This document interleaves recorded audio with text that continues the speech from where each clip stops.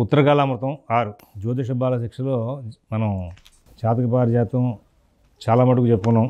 ఇప్పుడు కాలామృతంలో ముఖ్యమైనటువంటి చతుర్థ గ్రహభావ ఫలగండ విషయాలన్నింటి కూడా శోధన చేసుకొస్తున్నాం. కేంద్రే భ్రాతృధనాయ ధీనోమగా షష్ఠేపి సౌమ్యా శుభా అంటాడు.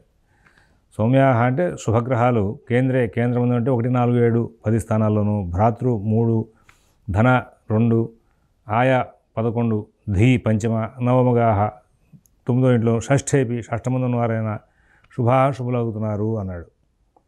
ఇక్కడ గతంలో రిఫాష్టారిగతస్య రాశరస్తద్భేషు దృష్టభం భ్రష్టం శాతం చెప్పావు కదయా, మళ్ళీ ఇప్పుడేమిటి నువ్వు ఇట్లా వచ్చేసేసి ఇక్కడ మరి ఆ 6వ ఇంట్లో కనుక ఉంటే శుభాలు ఇస్తారు అని మీకు పాయింట్ రావాలి. ఆ తర్వాత శ్లోకాల్లో మనం నిన్న కొన్ని మాటలు చెప్పుకున్నాం. షష్ఠస్థ శుభకృత్ కవి, ఇలాంటి మాటలు కొన్ని తీసుకుంటూ వచ్చాం కొన్ని శ్లోకాల్లో. ఈయన పొరపాటుగా రాశాడేమో షష్ఠేపి సౌమ్య శుభ అన్న పాటని అనుకోవాల్సిన అవసరం లేదు. దానికి కారణాంతరాలు వెనకాల సూత్రాలని రాబోయే సూత్రాలు కనుక అన్వయం చేసుకుంటూ వెళ్తే కనుక వస్తాయి. క్రూరాశ్చోపయస్థిత, ఉపజయ స్థానాలు అంటే ఏమిటివి? 3, 6, 10, 11 స్థానాలు ఉపజయ స్థానాలు. ఆ తర్వాత మనం మొదట్లో ఒక శ్లోకం చెప్పుకున్నాం ఈ జ్యోతిష్ శాస్త్రానికి ముహూర్త శాస్త్రానికి సంబంధంగా. లగ్నస్థాం బుఖవం చతుష్టయమిదం కేంద్రాభిధం కంటకం తత్కేంద్రాత్ పరభం భవేత్ పణభరం చాపో క్లీవం తత్పరం భాగ్యం పంచమభం త్రికోణమితి తద్భ్రాత్రాయ కర్మారిభం నామ్నాంచోపజయం జనీంద్ర భవనం లగ్నంచ జన్మాదయ. ఆ ఉపజయ స్థానాలు 3, 6, 10, 11లో కనుక పాపగ్రహాలు కనుక ఉంటే మళ్ళీ వాళ్ళు శుభఫలితాలు ఇస్తారా అని. అలాగే రవిశని ధర్మస్థితౌ జ్ఞో అష్టమే. రవి శని ఇద్దరు కూడా 9వ స్థానంలో ఉన్న, మరి 8వ స్థానంలో బుధుడు ఉన్న, అది అనుకూలాలే. ఆ తర్వాత మనకి స్వోచ్ఛస్వర్క్ష సురేజ్య భస్త రవిజో లగ్నస్థితోపి ఇష్టకృత్ శుక్రో ద్వాదశ సంస్థితోపి శుభదో మందాంశ రాశి వినా అంటాడు. ఇక్కడ శని తుల, మకర, కుంభధను, మీన రాశులందు లగ్నస్థితుడైతే కనుక ఆయన శుభుడు అని. ఇక్కడ ఈ పాయింట్ని మీరు వర్కౌట్ చేసేటప్పుడు లగ్నస్థితుడైనను ఆ రాశులు కనుక తుల, మకరం, కుంభం, ధనస్సు, మీనరాశులు కనుక అయితే శుభం అవుతుంది అని చెప్పేసి మనం అన్వయం చేసుకోవాలి. ఎందుకంటే భావార్థరత్నాకరంలో బివి రామన్ గారు రాసినటువంటి భావార్థరత్నాకరంలో వ్యాఖ్యానం చదువుతున్నప్పుడు ద్విస్వభావ లగ్నాలు కనుక అయితే మిథునం, కన్య, ధనస్సు, మీన కనుక అయితే అందులో కనుక శని ఉంటే దోషం లేదు. లగ్న శని సహజంగా దోషి, కానీ ఈ లగ్నాలు అయినప్పుడు దోషం ఉండదు అనేటువంటి అంశాన్ని ప్రస్తావన చేసుకొచ్చారు. అట్లాగే ఇక్కడ తుల, మకర, కుంభ, ధనుర్మీన రాశుల్లో స్వోచ్ఛస్వర్క్ష సురేజ్య భస్త అంటే ఈ యొక్క మన బృహస్పతి యొక్క గృహాలు ధనుర్మీనాల్లో కనుక సురేజ్య భస్త రవిజహ శని యొక్క అంటే రవి యొక్క పుత్రుడు శని లగ్నస్థితోపి ఇష్టకృత్, అది లగ్నమైనప్పటికీ కూడా ఆ రాశులు కనుక అయితే ఆయన యోగిస్తాడు. సహజంగా లగ్న శని ఇబ్బంది పెడతాడు. అదే కనుక తులా లగ్నం అయితే ఇబ్బంది పెట్టడు, మకరం అయితే ఇబ్బంది పెట్టడు, కుంభం అయితే ఇబ్బంది పెట్టడు, ధనస్సు మీనం అయినప్పటికీ కూడా ఇబ్బంది పెట్టడం అనేటువంటి అంశాన్ని ఈయన చెప్పుకుని వచ్చాడు. శుక్రో ద్వాదశ సంస్థితోపి, శుక్రుడు కనుక మకర కుంభరాశుల్లో కనుక ఉంటే మందాంశ రాశి విన, అది కనుక మకర కుంభరాశులు ఎందుకు కానీ మకర కుంభరాశులు ఎందుకు కానీ లేకుండా ఉంటే అది వ్యయస్థానం కనిగితే అప్పుడు ఆ వ్యయస్థాన దోషం లేకుండా ఉంటుందయా అని చెప్పుకుంటూ వచ్చాడు. అంటే ఇక్కడ సహజంగా రిఫాష్టారిక దస్య రాష్ట్రస్తద్భేష దృష్టం అని చెప్పి మళ్ళీ క్రమంగా కొన్ని మాటల్ని మార్చుకుంటూ వస్తున్నాడు. ఈ మాటల్ని మార్చుకుంటూ వచ్చిన అంశాలని మనం తప్పుగా పట్టుకోవాల్సిన అవసరం లేదు. అలాగే ఇక్కడ ఈ పాపగ్రహాలని శుభగ్రహాలని పాపత్వం పెంచుకుంటూ శుభత్వాన్ని పెంచుకుంటూ ఉండేటువంటి విషయాలని ప్రస్తావన చేసుకుని వచ్చి క్షీణేందుశ్చ సుధాంశుజశ్చ భృగుజ పూర్ణేందు జీవోక్రమాత్ ఏకద్విత్రి చతుష్పదాత్మక సుహదశ్చాదే శుక్రోదథ సౌమ్యస్థౌ యదనాయకోచ శుభదౌ క్షీణేందు పాపేందుజౌ సూర్యో రాహుకుజౌ చ కేతురౌజౌ పాపాతికాత్ పాపదాహ అంటాడు. ఇక్కడ క్షీణ చంద్రుడు పాపత్వాల్లో శుభగ్రహాలకి పాపగ్రహాలకి బ్యాలెన్స్ చేసేప్పుడు ఆయన పాతిక స్థాయి మాత్రం శుభుడయ్యా. మరి అర్ధశుభుడుగా బుధుడిని తీసుకోవాలి. శుక్రుడు ముప్పాతిక స్థాయిలో శుభుడు. పూర్ణచంద్రుడు గురువు పూర్ణ శుభులయ్యా అని చెప్పాడు. క్షీణేందుశ్చ సుధాంశ భృగుజ పూర్ణేందు జీవో క్రమాత్ ఏకద్విత్రి చతుష్పదాత్మ. ఇక్కడ పాతిక అర్ధ ముప్పాతిక అని చెప్పాడు. ఏకద్విత్రి చతుష్పాతక అంటే 4 భాగాలు మాత్రం వేసాడు. కాబట్టి 4 భాగాలు వేసి కాబట్టి 4 పావులతోనే పోలిక చేయాలి. 4 పావులతో పోలిక చేసినప్పుడు పూర్ణచంద్రుడు గురువేమో పూర్ణ శుభులుగాను. ఆ తర్వాత మరి శుక్రుడు ముప్పాతిక స్థాయిలోనే శుభుడు. బుధుడు అర్ధశుభుడు. ఎందుకంటే బుధ పాపయుత పాప అన్నాడు కాబట్టి. మరి అలాగే క్షీణచంద్రుడు పాతిక స్థాయిలోనే శుభుడయ్యా అని చెప్పుకుంటూ వచ్చాడు. ఈయన గురు శుక్రులు శుభక్షేత్రంలో ఉండి ఆ రాశ్యాధిపతులతో కనుక కలిస్తే వాళ్ళు శుభులు కింద లెక్క తీసుకోవాలి అని చెప్పుకుంటూ వచ్చాడు. శుభశ్చాథేజ్య శుక్రో తథా సౌమ్యస్థౌ యది నాయకేన శుభదో క్షీణేందు పాపేందుజౌ. మరి ఇక మనకి క్షీణచంద్రుడు భావం సంధిలో ఉన్నటువంటి బుధుడు వాళ్ళు పాదస్థాయిలో పాపులు అన్నాడు. ఇక్కడ మనకి సహజంగా రోజువారీలో ఏంటి అలవాటు? క్షీణచంద్రుడు బుధ పాపయుత పాప క్షీణచంద్ర తథైవచ. పాపగ్రహాలతో కలిసిన బుధుడు పాపి, క్షీణచంద్రుడు పాపి అనేటువంటి అంశాలు మనం మాట్లాడుకుంటూ ఉంటాం. కానీ ఇక్కడ ఈ క్షీణచంద్రుడు భావసంధుల్లో ఉన్నటువంటి ఆయన బుధుడు ఇద్దరు కూడా పాపులే. అయితే ఒకటో పాతిక స్థాయిలో పాపులు. అలాగే సూర్యుడు అర్ధపాపి, రాహుకుజుడు ముప్పాతిక పాపులు, కేతు శనులు పూర్ణపాపులయ్యా అని చెప్పి వచ్చారు. అసలు ఈ రాహుకేతులు ఉన్నారా? రాహుకేతులు ఉంటే వాళ్ళు ఫలితాలు ఇస్తారా? ఏ విధమైన ఫలితాలు ఇస్తారు? మరి వీళ్ళు అర్ధశుభుల, పాతిక శుభుల, ముప్పాతిక శుభుల పక్కన పెడితే అసలు వీళ్ళ వలన ఫలితాలు ఉన్నాయా అనేటువంటి అంశాలని మనకి అనుమానాలు వస్తుంటాయి. ఇక్కడ ఉన్నాయి కాబట్టి వీళ్ళకి విడివిడిగా కొన్ని ఫలితాలు చెప్పాడు ఉత్తరకామతంలో. చెప్పనటువంటి బృహజ్జాతకంలోనేమో దాని యొక్క దశలు అంతర్దశలు తగ్గించే విధానాలు సిస్టమ్ మొత్తం మార్చుకొచ్చాడు.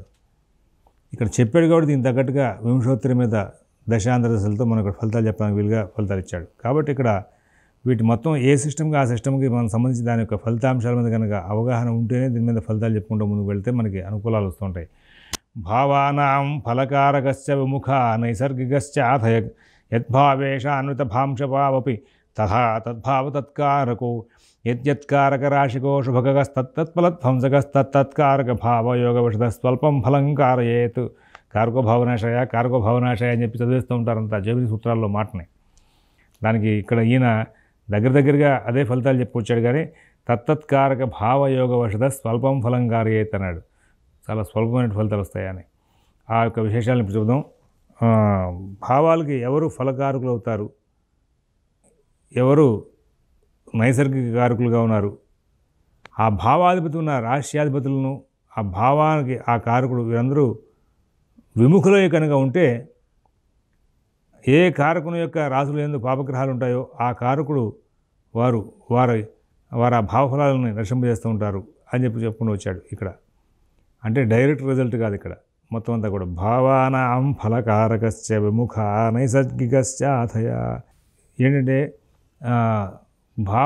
భావాలు ఎవరైతే వికృతమైనటువంటి అంటే ఫలితాలు ఇవ్వడానికి సిద్ధంగా ఉన్నారో ఈ వెనకాల చెప్పిన సూత్రాల ప్రకారంగా ఇక్కడ ఉంటే యోగిస్తాడు, ఇక్కడ ఉంటే యోగించాడు అని చెప్పుకుంటూ వచ్చాడుగా. ఈ స్థానాల్లో ఉండి యోగిస్తాడు, ఈ స్థానాల్లో ఉండి ఇచ్చాడు. అలాగే యోగించే గ్రహాలు ఏవైతే ఉన్నాయో సహజంగా నైసర్గిక కారకులు. నేను మొదటి నుంచి మీకు మాట ఇస్తున్నాను, మనం ఒక భావాన్ని స్టడీ చేస్తున్నాం.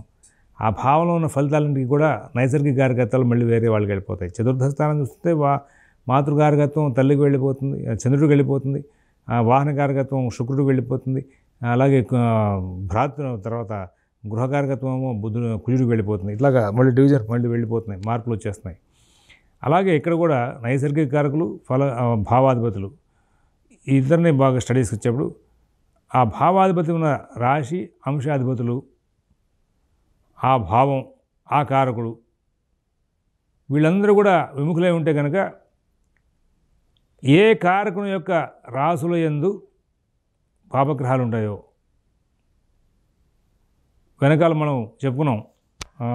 ఆ సూత్రం మళ్ళీ ఇక్కడ దాన్ని విశదీకరించి చెప్పుకొస్తున్నాం. శ్యాం షక్షగతో బలహిత కగ సౌమ్యోపత స్యార్థత సూత్రంలో శుభగ్రహాల గురించి చెప్పుకొచ్చాడు, మిత్రగ్రహాల గురించి. ఇక్కడ కారకుని యొక్క రాశులు పాపగ్రహాల గురించి చెప్పుకుంటూ వస్తున్నాడు.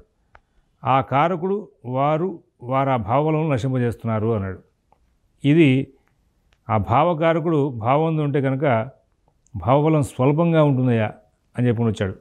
కారక భావన శయనానికి ఈయన చెప్పిన మాట ఏంటంటే తత్తత్కారక భావయోగ వస్తే స్వల్పమూలంకారయేత్ అని ఒక మంచి విశ్లేషణ ఇది. ఇది ఆషామాషిగా ఇందులో సబ్జెక్ట్ ఏం లేదు అనుకోవడానికి వీలేదు. చాలా పెద్ద స్థాయి సబ్జెక్టే ఉంది ఇక్కడ. ఆ పెద్ద స్థాయి సబ్జెక్టు అనడానికి మనం ఏ విధంగా దీన్ని నిర్ణయం చేసుకోవాలి అంటే మొత్తం కంప్లీట్గా మనం శోధన చేయాల్సిన విశేషాలనే ఇక్కడ చెప్పాడు అనడానికి సబ్జెక్ట్ కనబడుతోంది. ఏమిటిది? భావానాం ఫలకారకశ్చ విముఖ నైసర్గికశ్చాథయ చాతయద్భావేషాన్విత భాంశపావపి తతః తద్భావతత్కారకో యద్యత్కారకరాశికో శుభగస్తత్తత్ఫలధ్వంసకః తత్తత్కారక భావయోగవశత స్వల్పం కలంకారయేత్.